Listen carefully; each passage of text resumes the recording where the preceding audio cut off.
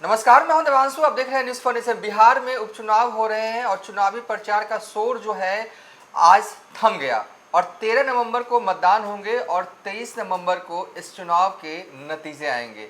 वैसे तो कहने को 4 विधानसभा सीटों पर ये उपचुनाव हो रहे हैं, लेकिन ये उपचुनाव बहुत ही महत्वपूर्ण हो चला है क्योंकि अगले साल विधानसभा का चुनाव है। जो गठबंधन इसमें बाजी मारेगा उसका कॉन्फिडेंट जो है वो हाई रहेगा और जो हारेगा ना कहीं कॉन्फिडेंट लो होगा और इसका फ़ायदा जो है विरोधी खेमा उठा सकता है। इस वक्त हमारे साथ बात करने के लिए हम न्यूज़ फाउंडेशन के संपादक कौशलेंद्र प्रियदर्शी होंगे। हम इनसे चारों विधानसभा सीट का हाल जानेंगे, लेकिन वो दूसरे वीडियो में। इस वीडियो में हम विस्तार से बात करने वाले हैं इमामगंज विधानसभा सीट की, एक ऐसी सीट जहां पर केंद्रीय मंत्री की साख जो है वो दाव पर है। अगर हारे तो कहीं ना कहीं सियासी जो है वो साख पे बट्टा लगेगा और जीते तो कहीं ना कहीं चार चांद लग जाएगा। तो कौशलेंद्र जी, क्या लग रहा है आपको? लगातार आप बने हुए थे, इमामगंज में क्या होने जा रहा है 13 नवंबर को? हालांकि चुनावी प्रचार थमा है और आखिरी मोमेंट ही कहा जाता है कि सब कुछ होता है, तो अभी भी बनने है और अभी जो बनेगा उसी से जो होना है जो होगा। तो क्या लग रहा है आपको? मैं सीधा ही पूछ देता हूँ, जीतेगा कौन, हारेगा कौन? जीतेगा कौन, हारेगा ना। हालांकि हम लोग तो सिर्फ विश्लेषण कर सकते हैं, आकलन कर सकते हैं, व्याख्या कर सकते हैं कि इमामगंज में होगा क्या। जो हम लोगों को इनपुट मिल रहा है और जो पहले से रिकॉर्ड रहा है उसे देखते हुए वर्तमान परिस्थितियों में एनडीए एकजुट है और उधर महागठबंधन भी, माले वगैरह जितनी पार्टियां उनके साथ हैं। तो इन परिस्थितियों में परिणाम क्या आएगा इमामगंज का, जहां जीतन राम मांझी की बहू और जो कैबिनेट मंत्री हैं नीतीश कुमार के संतोष मांझी, उनकी पत्नी दीपा मांझी चुनाव लड़ रही हैं। हालांकि इमामगंज में त्रिकोण बनाने की कोशिश में प्रशांत किशोर लगे हुए हैं। अब सवाल है कि अब तो मतलब 13 तारीख को वोटिंग होना है। प्रशांत किशोर ने भी वहां ताकत झोंकी है, राष्ट्रीय जनता दल के उम्मीदवार भी वहां ताकत अपना पूरा झोंक के रखे हैं। तो तीसरी तरफ संतोष मांझी से लेकर के जीतन राम मांझी, सारे लोग वहां कैंप किए हुए हैं हम के, और एनडीए के तमाम बड़े नेता वहां जाकर के चुनाव प्रचार कर चुके हैं। लेकिन अब जो सवाल लोगों के सामने आ रहा है कि जो सियासत हुई है या जो सियासी समीकरण बैठा है उसके अनुसार इमामगंज में परिणाम का जो ऊंट है किस करवट बैठेगा, यही है। मांझी वोटर, जैसा कहा जाता है कि इमामगंज का जो जातीय समीकरण है वो लोहार, पासी, कहार, नाई, बढ़ई और भोक्ता समेत अन्य जाति के वोटर जो आपने तैयार किया है 63,748 है इमामगंज सीट का जातीय समीकरण। और बता दें, ब्राह्मण, मुस्लिम, राजपूत, भूमिहार, यहाँ सबसे ज़्यादा मांझी 70,000। आपने ये ब्राह्मण लिखा है 7200 है ना? हाँ, 7200।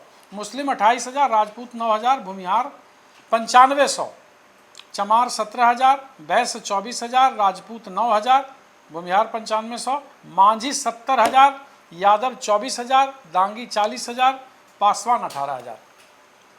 अब सवाल है कि अगर जो एनडीए का समीकरण है, और आप 2 दिन पहले आपने देखा होगा कि चिराग पासवान ने भी वहां नीतीश कुमार के साथ मंच शेयर किया, जिस पर नीतीश कुमार ने बड़े ही हाँक डांक से मंच पर से ही कहा था कि अब क्या है, हमारे साथ तो चिराग पासवान भी ताकत में इजाफा हो गया। हाँ, तो अब सवाल ये देवांशु है कि मांझी वोटर जो हैं, एक मुश्त उनका वोट किधर जाएगा।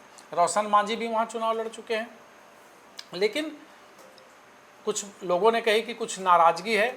बीच में ये आरोप लगाया गया कि राष्ट्रीय जनता दल के द्वारा वहाँ के जो दीपा मांझी के प्रचार गाड़ी पर हमला भी किया गया, वो खबरें भी आई थी।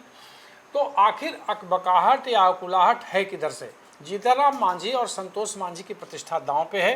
तो दूसरी तरफ ये जो चुनाव, विधानसभा चुनाव 2025 से पहले का रिहर्सल है, उसमें यह देखने वाली बात होगी कि आखिर अब जो चीज़ें सामने हैं इमामगंज में, लेकिन जो इनपुट हमें मिल रहा है लोगों से और जो जातीय समीकरण बैठ रहा है, उसमें ऐसा लगता है कि दीपा मांझी थोड़ा लीड लेकर के वहाँ चल रही है। लीड लेके चल रहे हैं और मुझे लगता है जो सर की इसलिए लीड लेके चल रही हैं क्योंकि देखिए जो करना है वहाँ पे मांझी समाज को करना है। मांझी समाज के पास दो विकल्प हैं।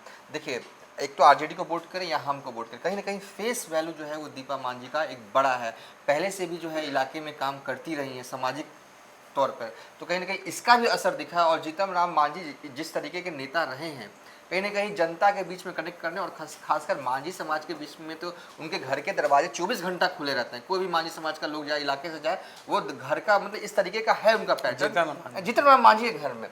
तो कहीं ना कहीं मांझी समाज अगर कहीं किसी और को वोट देते तो ये बड़ी बात हो जाती है, मुझे भी नहीं लगता। और खासकर ये जो रोशन मांझी हैं, तेजस्वी यादव का तो ध्यान ही नहीं है, मुझे तो ये लग रहा है हिडन सीट टाइप की हो गई। कहने को 4 सीट पे चुनाव है, तेजस्वी यादव लड़ 1 सीट पे रहे, ये भी तो गौर पड़ने वाले। इस पॉइंट से भी अगर देखें तो दीपा मांझी का पल्ला जो है वो भारी दिख रहा है। तेजस्वी यादव का सारा दिल दिमाग जो है वो बेलागंज में अटका हुआ है।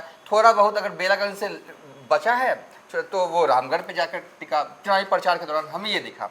तो इस लिहाज से भी मुझे लगता है कि जनसुराज का उम्मीदवार ये जितेंद्र पासवान है। अब बताइए पासवान सर, आप ही बताइए कि पासवान जो है एनडीए को छोड़ के, चिराग पासवान को छोड़ के अब जनसुराज के उम्मीदवार को वोट दे दे तो पासवान तो नहीं टूटने वाला है इमामगंज में, ये तय मानिए, ठीक है।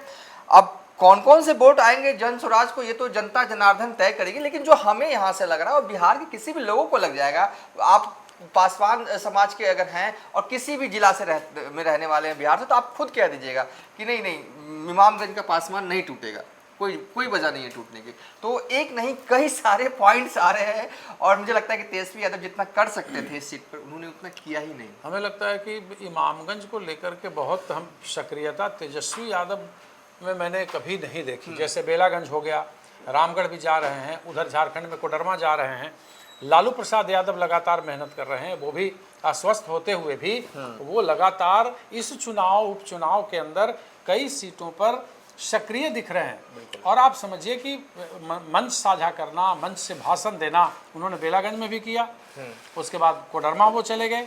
लेकिन इमामगंज को लेकर के राष्ट्रीय जनता दल का पूरा जो नेतृत्व है वो कहीं ना कहीं थोड़ा थोड़ा हम लोगों को निष्क्रिय दिख रहा है। इसका लाभ सीधा सीधा ऐसा भी लग सकता है कि हो सके ये तीसरे नंबर पे चले जाएं। अगर लड़ाई हो तो प्रशांत किशोर या मतलब तीसरे नंबर पर जाने के, दूसरे नंबर पर रहने की होड़ में ये दोनों हो सकते हैं।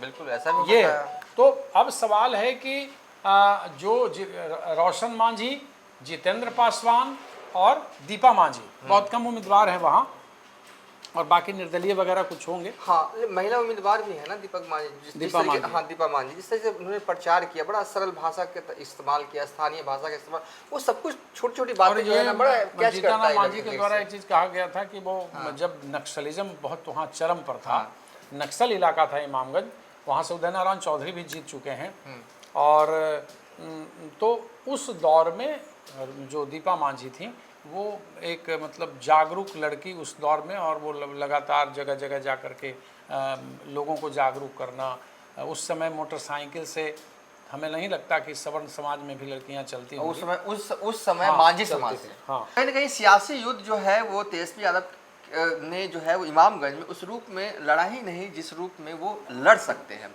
जैसे बेलागंज में वो लड़ाई लड़ रहे हैं, बेलागंज रामगढ़ जा रहे हैं, हाँ रामगढ़ जा रहे हैं ना, तो आप चतरा जा रहे हैं, आप कोडरमा देखिए हेलीकॉप्टर खराब हो गया, इस उम्र में तबीयत खराब होते बावजूद लालू यादव चल दिए एकदम स्कॉट के साथ, गाड़ी के साथ। यादव से उस तरीके का संबंध, हाँ उस तरीके का संबंध है। तो इमामगंज पर ध्यान नहीं गया, इसका भी फायदा मिलेगा। जीतन राम मांझी और दीपा मांझी ने जिस अच्छे तरीके से पहले दिन से चुनावी प्रचार किया, उन लोगों ने तो अपनी ताकत झोंक रखी है। बाजाबता जो मंत्री हैं नीतीश कैबिनेट के, संतोष मांझी, चूंकि उनकी पत्नी चुनाव लड़ रही हैं, तो बाजाबता वहाँ वो एकदम जम करके अपना प्लानिंग, उसके बाद उसको क्रियान्वयन करना, योजना, मतलब जो भी है, मतलब चुनावी शतरंज पर बिसात बिछाने में वो फ्रॉम द वेरी बिगनिंग हाँ लगे हुए हैं और आज तक डटे हुए हैं। तो चलिए यहाँ से हमें लग रहा है प्रशांत किशोर भी कई दफ़ा वहाँ गए हैं। हाँ प्रशांत किशोर गए हैं, खेल बिगाड़ भी सकते हैं, किसका बिगाड़ेंगे ये तो नतीजा ही बताएंगे। लेकिन अंतोगत बात 13 नवंबर को जो करना है जनता जनार्दन को करना है।